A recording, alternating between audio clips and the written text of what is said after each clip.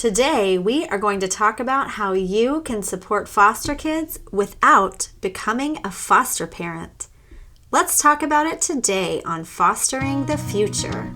Welcome to the Fostering the Future podcast, a show about all things child welfare, dependency, adoption, and foster care. Here are your hosts, veterans in the world of child welfare, Jack and Kat.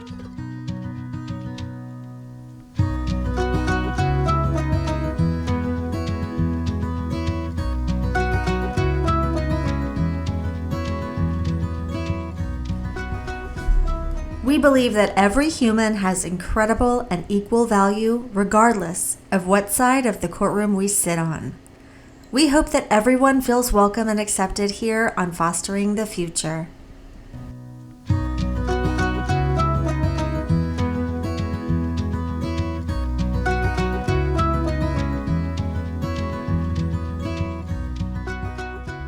Make sure you follow us on Facebook or Instagram as Fostering the Future Podcast, or check us out on our website at fosteringthefuturepodcast.org. Foster parenting is not for everyone. There are a lot of ways to support foster kids in the community other than foster parenting. Let's talk about these valuable partnerships today. So, one of the ways you can support foster kids is by becoming a guardian ad litem. So what is a guardian ad litem? Well, they describe themselves as a volunteer appointed by the court to protect the rights and advocate the best interests of a child involved in a court proceeding. The volunteer guardian ad litem makes independent recommendations to the court by focusing on the needs of each child. They advocate for the best interest of the child they represent. A guardian ad litem is an individual who's appointed by the court to advocate for children who come into the court system primarily as a result of alleged abuse or neglect. So in short, what do they do? They're an unbiased third party advocating for the best interest of a child. Okay, so what they do on a regular basis is they come out and they carry out the following activities once a child is on their caseload. They visit the child.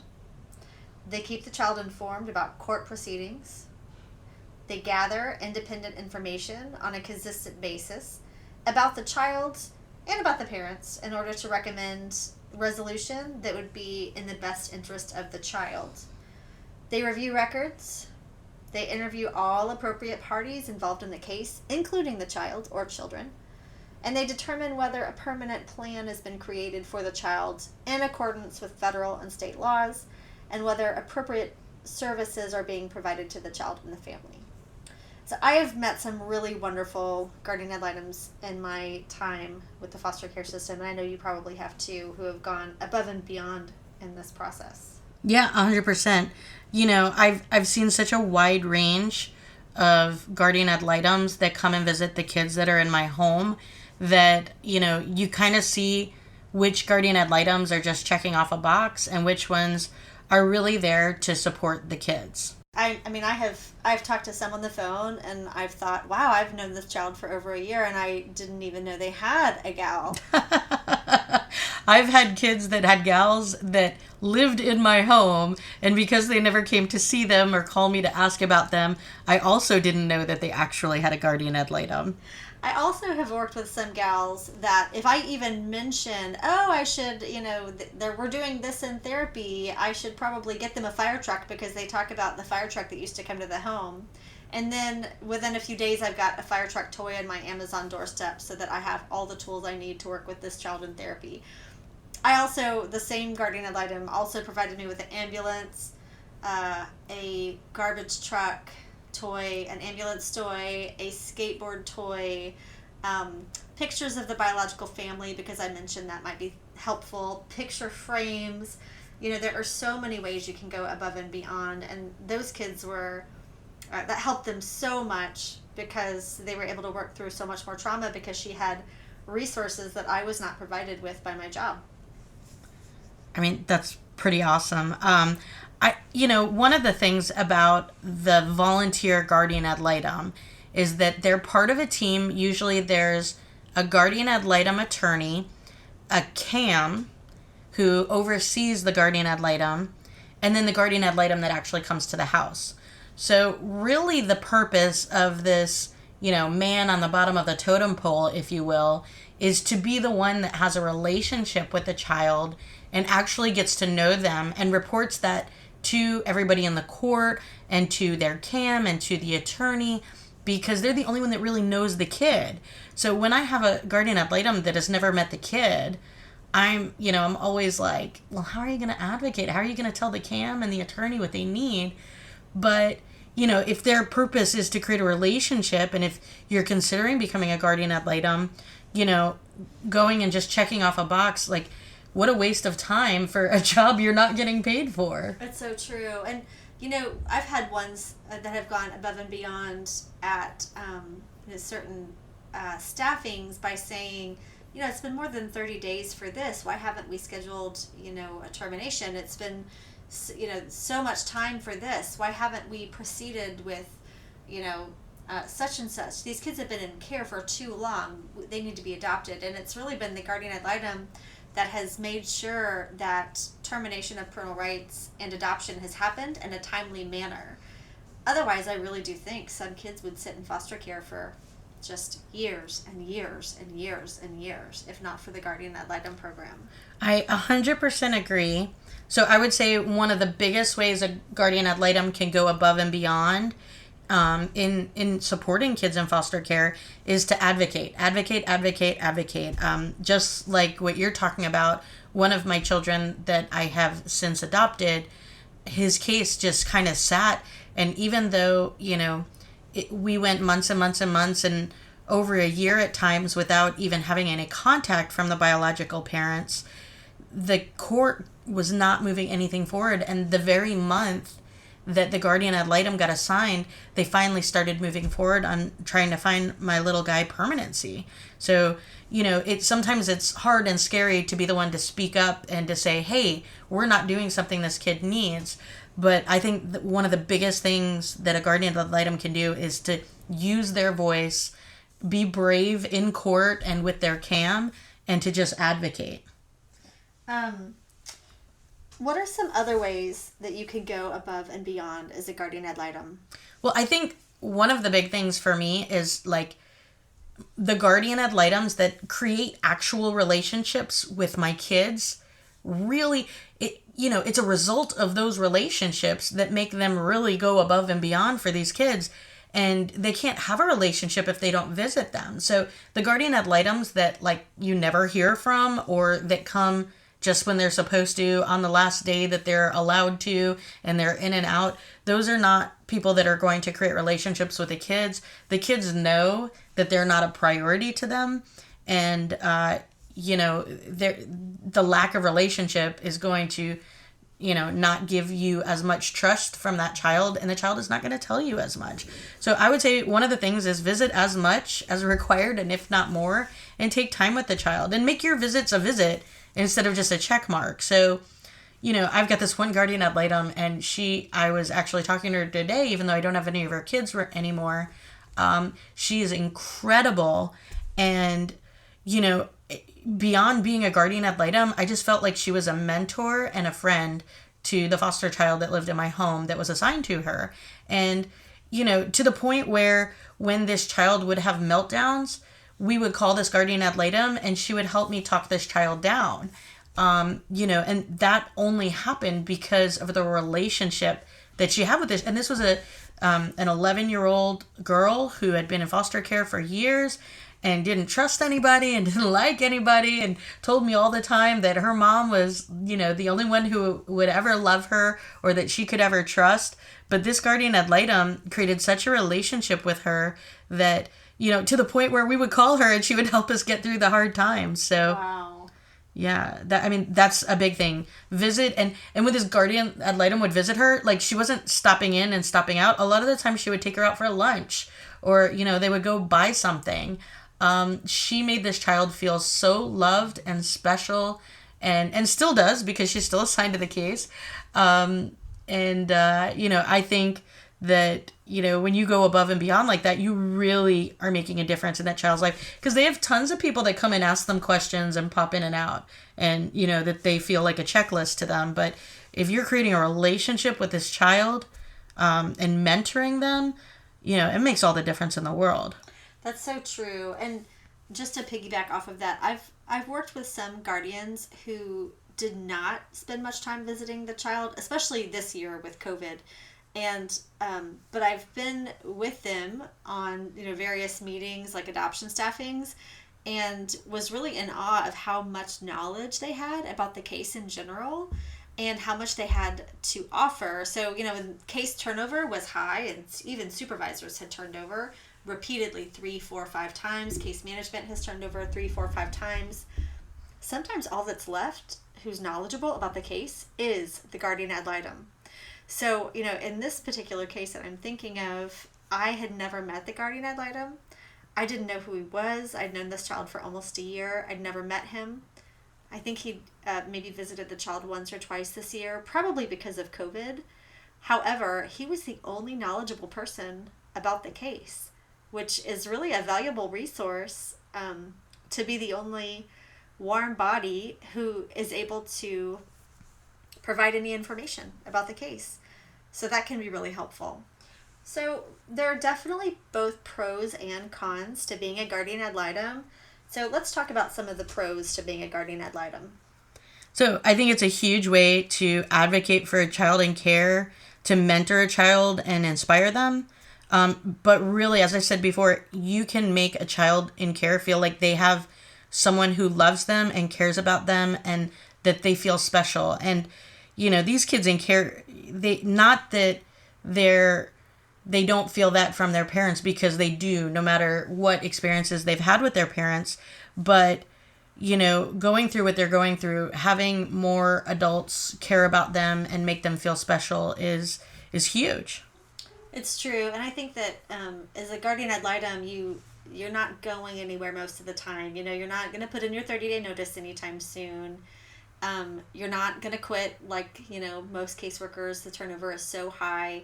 You see them, every so often, every few weeks or once a month or so. And you're available by phone. The commitment is generally higher. So you get to be like the fun aunt or uncle to these kids, and you get to fill them up with candy and then drop them back drop them back off at their foster parents' house. Indeed. Yeah, I think, I really didn't realize that one of the more interesting parts of becoming a foster parent would be going to court and learning how the court system worked, and really learning more about the community and people that I wouldn't normally interact with, or, whether that be the attorneys or the judges or, my kids' parents. So as a guardian ad litem, that's one of, I feel like that's one of the cool things about it, is you get to learn about your court system. You become more informed about your local community. That's so true. And, you get to say, I made a difference in the life of somebody, and you get to be involved even after the kids go home sometimes, which is really nice. Yeah, absolutely. I think that's definitely the case. And even my 3 children that are adopted from foster care, I still have relationships with all of their guardian ad litems, and, I touch base with them, they touch base with me. And, for a long period of time, my second oldest son, the one constant in his life was his guardian ad litem. Like, she had been with him forever. And, he had been in care since he was born, and spent 2 years before he moved in with me in other foster homes. And she was somebody who was with him and knew him. And so, even at this point, she's so knowledgeable about the family and the history that, she's a great resource. And, we just adore her and love that she fought for our kiddo. So we are going to be honest here at Fostering the Future, and we're going to also talk about the cons of being a guardian ad litem. So what are some of the cons of being a guardian ad litem? So it can definitely be heartbreaking, because you become invested in the kids. And then when things may not go in the direction that you think is the best for them, it can be frustrating. It can be heartbreaking. Dealing with kids who've had trauma, sometimes isn't the most, you're not going to get a lot of thank yous and accolades from them in general. So, No, you don't. And then sometimes kids have more trauma in care. Sometimes you come to find out that more things happen to them that are traumatic to hear, and you have secondary trauma, and that's tough, and it's it's a tough call to take. So it can be a very heartbreaking position to be in. Sure. I think one of the other cons of becoming a guardian ad litem is that, honestly, even though these kids don't live with you and you don't have them 24/7, being a guardian ad litem is a pretty big commitment. There's a lot of paperwork involved. There's travel involved. You've got to do 30 hours of training in the state of Florida before you can become a guardian ad litem. And then every year you have to do another 12 hours. Honestly, to me, I really like taking classes and learning, especially about trauma and, how I can parent better. So for me, maybe that wouldn't be a con, but it is a pretty big commitment. It is a big commitment. So, if you think 30 hours of training, that's almost a week off of work if you have a job. So that is a big commitment. But some, like you, might like it. You never know. You're a weirdo. Like Definitely. Jack, you might like it. Yeah. So there are definitely some good guardian ad litems, and there are some bad guardian ad litems. And I think that when foster parents are thinking about asking for a guardian ad litem for their foster kids, this is often their hesitation. They're thinking, oh no, who am I going to get? And so we've had some experiences with some of these guys. Do you have anything you want to share, Jack? Well, sure. I will say that I really have only had one negative experience with a guardian ad litem program. I have had guardian ad litem after guardian ad litem that just made our world brighter, that loved on my kids, that advocated for them, that, were just emotionally and personally invested in these kids' lives. And I felt like, we were all on a team together to try and, help these kids get what they needed and get permanency. So, some of my guardian ad litems are just some of my favorite people in the world. And I've had like 50, 60 kids in my home. I can only tell you one bad experience. And to be honest, I've had a lot of guardian ad litems that were just, checking a checkbox. Mm-hmm. But, I guess the one negative experience I had was, this case had an older gentleman who was a guardian ad litem on it. And I felt like this gentleman didn't have healthy boundaries. And I felt like sometimes he was a little inappropriate with the girls and, would have them sit on his lap and, just was a little too handsy with them. And also very aggressive with me, which honestly set off red flags for me. Sidebar, you don't have to work with the guardian ad litem program if you're a foster parent. Right. And honestly, in this situation, I went to his superiors, and unfortunately, because of his relationship with them, my reports went nowhere. And I had to keep going up the chain until I went about as far up as you can get and expressed my concerns, which, was all fine and good because I was able to protect the girls from having any interactions with him. However, I definitely received some retaliation from that because, a few months later, one of his superiors that he has a relationship with made some comments about maybe I needed gift cards for clothes because the girls were dressed ratty when she visited. And on this particular day, Jack's Ring camera caught the girls coming home from school in their brand new school uniforms. Yeah, and because of COVID, we were doing visits outside, and I actually have the recording on my Ring camera that records to the cloud of her standing there talking to the girls, and they were in their uniforms, their school uniforms. It was PE day, and they had just started going to school in person, so I had literally bought them like less than a month previous. So, it was clear that it was retaliation, and I expected that a little bit, but, and in the end, that was one bad experience when I've had over, 50, 60 foster kids and never had a bad experience with a gal other than that. And the girls were safe.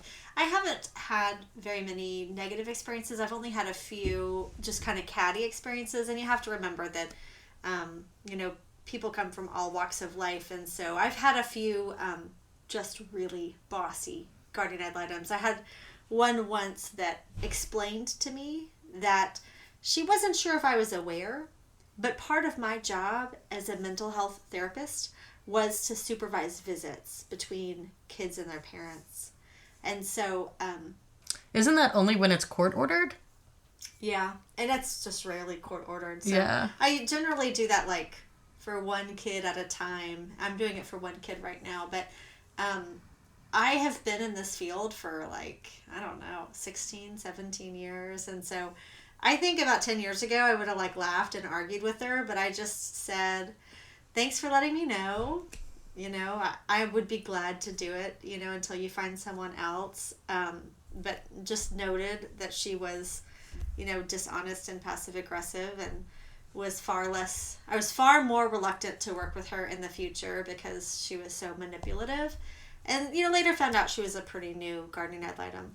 And so I've had a little bit of that. I've had some people that were bossy, manipulative, but my positive experiences have far outweighed any negative experience. Well, I tell you, I was talking to two of my favorite people on the planet today, and they're both guardian ad litems. No. That would be me. Of course, Kat. But some of my favorite people on the planet are guardian ad litems, and I was asking them, you know, from your experience as a guardian ad litem, what do you feel are the pros and the cons of doing that? And, you know, one of them said the pros are that you meet some of the sweetest children, you develop a relationship with them, you can offer guidance and friendship as they navigate the foster care system. And then the cons is that a good guardian ad litem does a lot of the legwork, gathering documents, school, doctor, therapies, IEPs. And I can tell you that this guardian ad litem is a good guardian ad litem because she, you know, honestly, I think someone needed to pay her because she was doing everybody's job. Nothing would stop her from making sure these kids' needs were met above and beyond. She also said a con would be that many obstacles sometimes hinder the progression of children returning home or finding their forever family. And her last con was that she said she feels like she's never able to do enough. So, you know, that is one viewpoint of a guardian ad litem. And another one that I talked to said that the positives is that you can actually advocate for the best interest of the child if you've spent time and effort, and there's back to that, creating that relationship again. If you have spent time and effort seeing the child with their bios or their caregivers, you can make sure that siblings have a relationship, even if they're not in the same household. And you can make sure they don't get forgotten in school. And sometimes you can help them just by making them feel loved in a very unloving world. You can really make the world a better place if you fight hard. And, you know, the cons is she said that sometimes fighting the system and, you know, trying to get the best interest of the child is sometimes a bit difficult if, you know, there are other situations at play. So she said you have to talk loud and push back. And when you're finally heard, it is possible to get results that will give that child a good shot at a good life. Oh. Yeah, so, you know, I think being a guardian ad litem is an incredibly admirable thing to do. And it's probably one of the most time-consuming and biggest commitments in ways that you can help. But if you have time for it, you know, it's definitely a huge... I know that guardian ad litems have made a huge difference in the life of my kids. So that could be you. Yeah, it is a great position, that's for sure. What are some other ways that foster kids can be supported by someone other than a foster parent or a guardian ad litem? Well, one of the things that we actually talk about a lot because of an organization that we're involved in is, and you could probably speak better to this than I can, but all children in care have experienced trauma, right? So, you know, even if it's a newborn that was removed at birth, you would think, oh, you know, what is the trauma that they've experienced? They haven't, you know, been homeless or abused or neglected, but the removal itself is a trauma. Right. Even a baby that's 5 hours old has been found to be experiencing the significant stress of being apart from their mother by, symptoms of excessive sleeping and disruptive bowel patterns. They all experience stress just by the removal, and so there is trauma there. So if we can understand that one of the big differences of children in care is the level of trauma that they've experienced, then obviously if we want to help kids in care, what is a good way to help them heal from that trauma? Well, one way is to, other than, by providing stability, by providing, support in academics, is to provide positive childhood experiences. And a lot of times foster parents need support in providing that for their foster kids. And so it can be really helpful if the community can step up and help provide these things for foster kids. And we can do this in various ways. So what are some of the ways that someone who's not a foster parent or a guardian ad litem can provide some of these childhood experiences that are positive? Well, someone can help pay for something like ballet lessons, gymnastics, sports for a foster child who they might not otherwise be able to take those lessons, because foster parents often have, more than one kid, and it's difficult to pay for those things for a lot of different kids. Okay, so let's say I'm someone who wants to pay for a kiddo to, be on a sports team. What do I do? Stand out on the street with some cash and say, hey, any foster kids, come here, take some cash. Well, I definitely would not recommend that.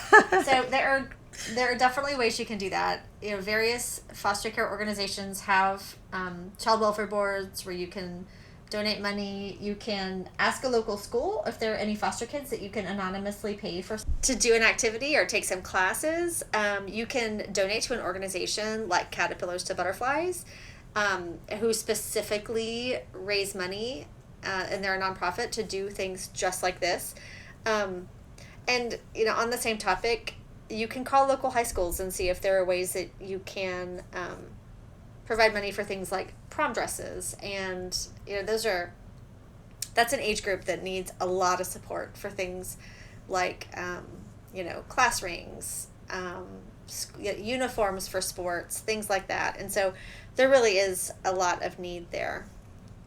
So speaking of some of these older kids, something that, I've thought a lot about and, really concerns me is a lot of foster children get stuck in the system. And because sometimes these court processes take so long to finalize, that by the time these kids reach permanency, the trauma they've experienced and their age is limiting on finding them a forever family. So a lot of the times, kids in foster care end up aging out.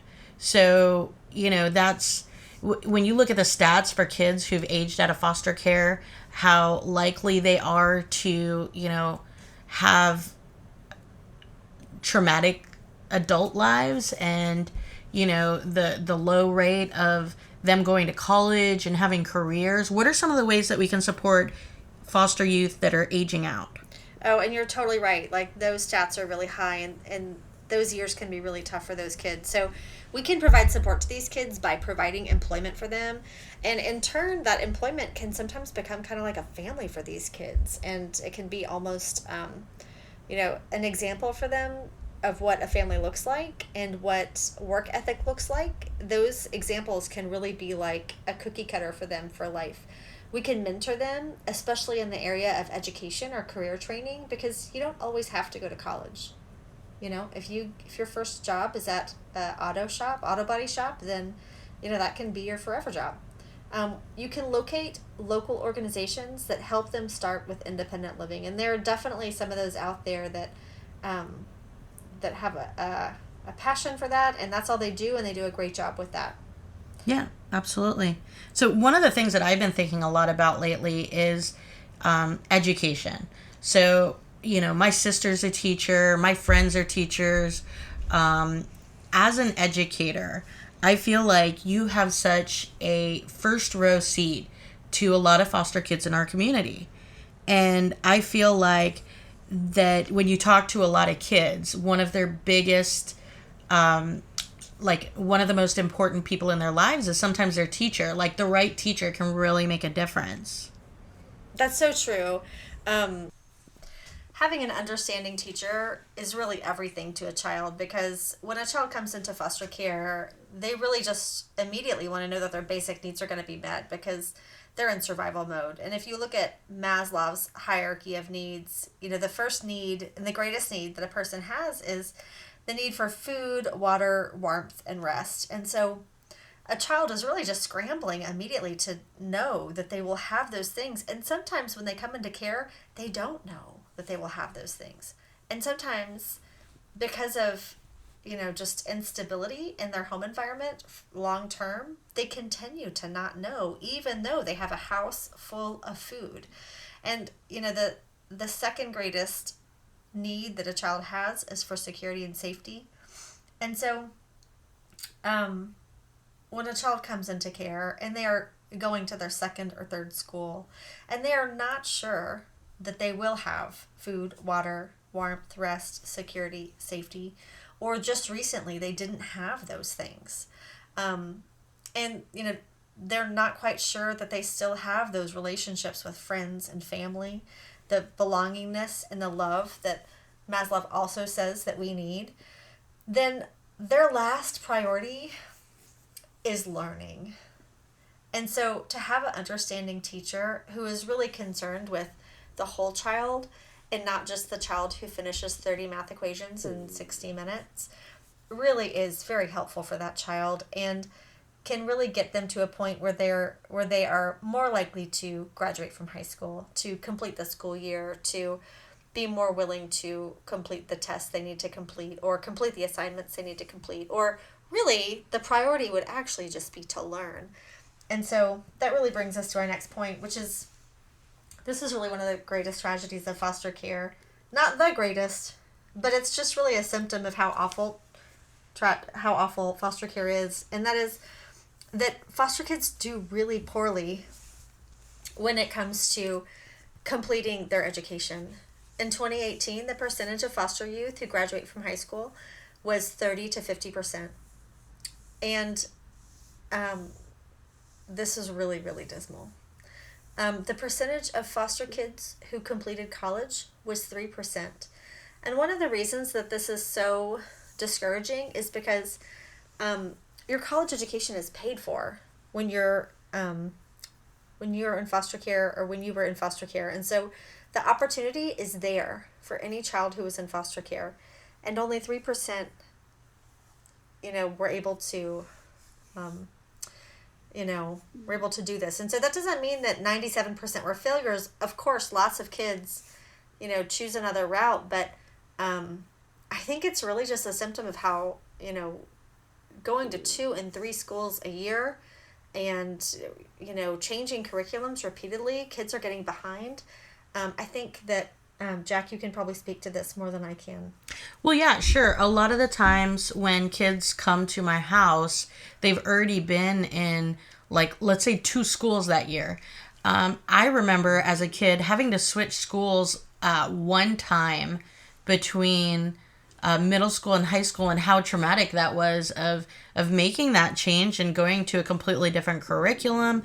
And if you think about these kids that are doing it multiple times per year, a lot of the time because of location, kids come to my house sometimes from, an hour and a half away, and I can't drive that far to bring them to school every morning. No one else can. So I'm going to have to move them for the 3rd time that year. And I just think, as an educator, you can really make a difference in the life of a foster kid by helping them follow their passions, pursue education. And while that may not mean college is paid for. So it's not even a factor in whether they can't go or not, is whether they can pay for it. So it's really just a matter of, wanting it and pursuing it and working for it. So if you're an educator and can inspire them to do that and help them meet their goals and really build their confidence so that they can feel like it's something they can do, I think that makes such a huge difference. I think so too. Another way that you can be a help to foster kids is to volunteer with foster organizations, and there are a lot out there. Sure.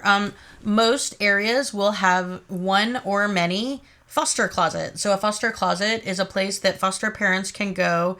Let's say you get a kid and you can't get to the store for whatever reason, and they need clothes or they need socks or whatever. There are foster closets where you can go and people will have donated clothes there for children, and you can find some for the foster kids in your house.